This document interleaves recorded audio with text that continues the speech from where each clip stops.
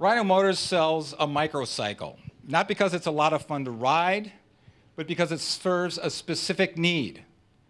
It's part of a global strategy to build the brand up in the United States and license it to manufacturers in country. Today, we're self-funded. We're working on our first production bike. We have filed our patents, and we've done some market research with both the Vancouver and the Portland police departments to get some feedback on how they like the bike, and also some local motorcycle enthusiasts.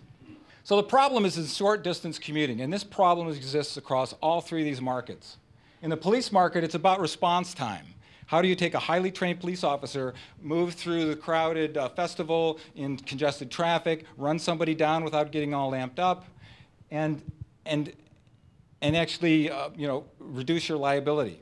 So then in the industrial space, it's about productivity. How do I get my person from a job site to another job site, move them around in these big factories? And both of these are business-to-business, return on investment types of sales opportunities where the payback on the bike is in months. And in the consumer space, it's about personal time. How do I move through my life with more balance?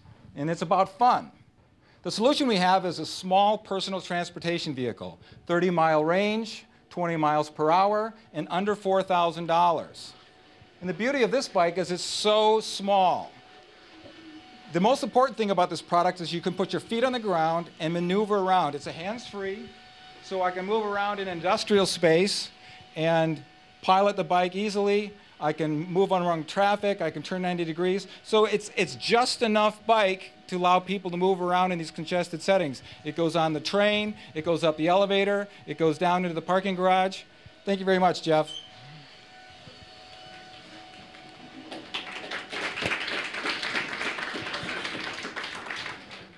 So the global market is big, and it's getting bigger.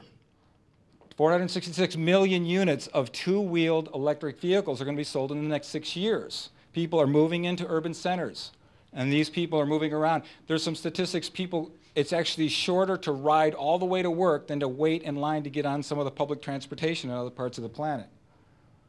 So our marketing strategy specifically is we're going to go into the police space locally. And this is already an enthusiastic crowd. We've talked to these people, they love the bike, and the reason we're going to go into this police space is because when people see products that the police are using, they see them as safe, rugged, and reliable. So we're going to take full advantage of that, raise the brand awareness of the RYNO on a global stage, and then license our technology into existing manufacturing infrastructure in country. And these are companies that already have dealers. These are companies that already deal with battery technology, motors. Our team, myself, Chris Hoffman, I've got 10 years in the startup space. I've been in the startup team of lots of different companies, military products, consumer products. I've been overseas. I understand electronics, circuit boards, tooling. I spent 15 years in the automotive industry, designing special machinery, so I understand how the auto industry thinks. I've put teams together. I understand the creative process. So I think I'm well qualified to run this company. And then we've got Kevin Tabor, VP of Marketing Operations. This man has spent 25 years in marketing, finance, in the automotive industry as well, but he also spent a lot of time at Nike. So he understands how to interact with marketing people, how to figure out how much it's going to cost to get there. He's been a great asset to the team. And then Tony Azarellik, he's our software, hardware guy. People have told me repeatedly, you are so lucky to have Tony on your team. And he's proven himself many times over. And then we've got our advisory board, which is Byron McCann. He's part of the Northwest Energy Angels in Seattle. He's a man that put together the $10 million raise for the Bramo electric motorcycle in Ashland.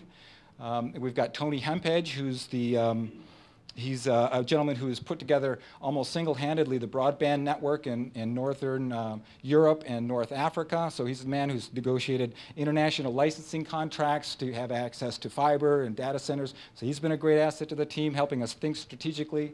And then we've got Ader Wins, our legal counsel. We've got access to Bill Campbell. And we're also looking for an advisor in the automotive dealer space. So what we've got now is a $3 million pre-money valuation. We're raising $1 million.